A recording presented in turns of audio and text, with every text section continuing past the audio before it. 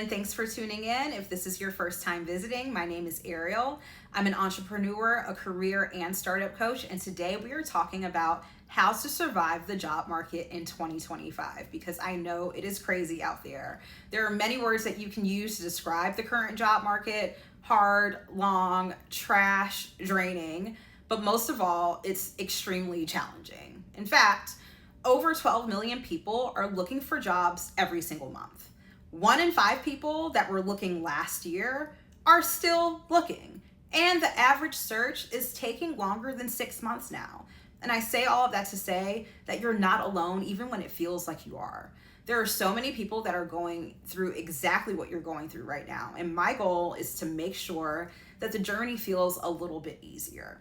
That being said, the reality is most people are applying for jobs without a strategy. They're sending hundreds at a time. They're not truly identifying whether the opportunities align with what they even want. They're not following up. They're expecting that recruiters are going to magically see their application and reach out to them, and that doesn't happen. You have to create a strategy that works, one that you can reuse, one that you can repurpose in the future, one that results in getting you an offer to the job that you truly want. So today we're going to talk about all things job search strategy so you can stop hating your life and start loving it. This is the first of a 3-part series because I have a lot to talk about, and this is something that I'm really passionate about.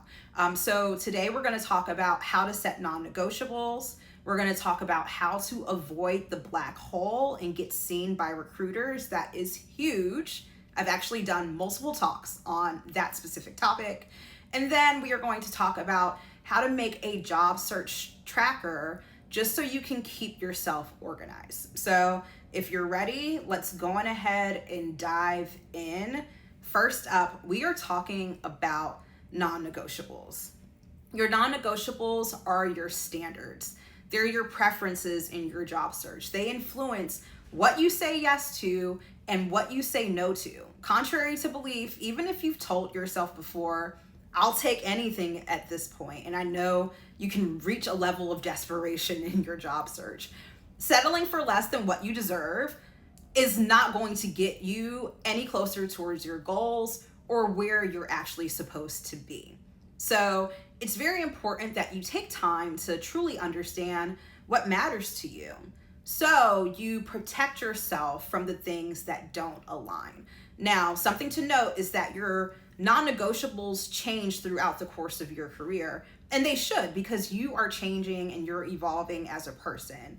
Keep in mind that your work choices will always have a major effect on what your life looks like and what your life feels like. So you have to choose wisely. Here's a few examples of non-negotiables. Number 1, you need a job making $100K. That means you're not interviewing for anything that pays you less than that. Number 2, you need a job that's fully remote because you don't want to be in the office. That means you're not applying to anything that's hybrid or is going to cause you to be there full time. Or number 3, you need something that's more senior or has management because of your experience. Let's say you've been working for over 10 or 15 years. That means you're not going to interview for something that's junior because you're kind of beyond that now.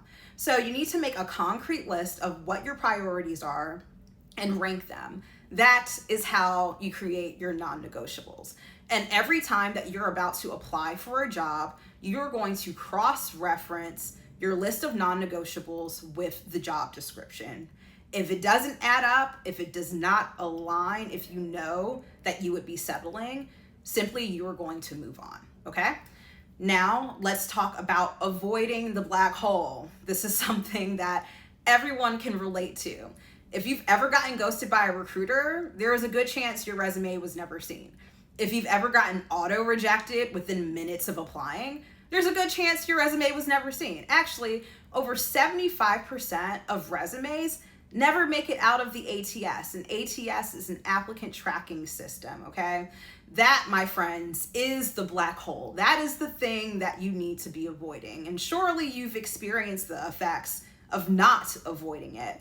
So let's talk a little bit about how you can ensure that your resume actually sees the light of day, okay?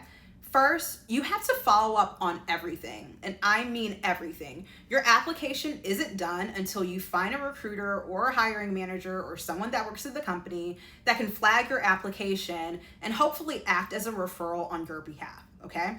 Use LinkedIn to find the job poster or do some research for who's on the team. For example, if you're looking for a product management role, you want to find people on the product team that you can connect with. If you're looking for recruiters, look for people that have the job title recruiter, talent acquisition, or sourcer. Those are the most popular. There's definitely additional ones, but these are the people that you need to connect with. The second thing is you have to have a schedule. No more applying for jobs during nights and weekends or over the holidays because no one's paying attention. You have to apply when the recruiter will actually see your application. So I suggest early mornings, Monday through Friday. Even if you work on the application the night before, you can always send it at 7 or 8 a.m. So it's getting to their inbox first thing in the morning. You also want to make sure that you're not mass applying for jobs. Okay, I mentioned applying for hundreds in one stint. Apply for 5 to 10 max whenever you carve out time in your search. This makes sure that you don't get overwhelmed and you actually remember what you're applying for, because I know sometimes you forget, okay? Now let's talk about your job search tracker. This is going to make sure you stay organized. You can use Excel, you could use Google Sheets, you could even use pen and paper, I don't care. My preference is to use Trello, which is a project management tool for this exercise. You are going to track the companies that you like, that you actually want to work for. Every job that you have applied to or intend to apply to, and make sure that you include the links. This is going to make your life easier. Where you are in the process. So is it a first phone screen or is it a second interview? People that you've met in the process, also very important. Recruiters, anyone else, hiring managers that you interview with. And then last but not least, job offers, because when it comes time to negotiate, you need to keep a track of who is offering you what so you can leverage it. The beauty of doing this is that you can update it every time that you're about to start a new job search. And you can also look back to people that you've had success with or conversations that are worth following up on, okay? This also gives you the opportunity to see where you may be getting caught up, like what's not working. And having improved organizational skills is honestly just a plus. This is all about getting the foundation in place so you can secure future success, okay? Like I mentioned, there is so much that goes into having a successful job search strategy. These are just 3 of my golden rules, and there are a lot more to come. So just to give you a preview of what's next, if you come back next week, I am going to give you the specifics on what you should be doing with your resume, your cover letter, how to reach out to recruiters, different methods that you should use, and also what you should say. So I'll give you some sample messaging too. Now, if you're going through a tough job search right now and you need help, please let me know. Put in the comments, #JobSearch. Tell me what types of roles that you're looking for or any other questions that you may have, and I will make sure that I get back to you, okay? I promise if you stick with me, I will help you find your next job. So thanks so much. I look forward to seeing you guys again soon. Until next time.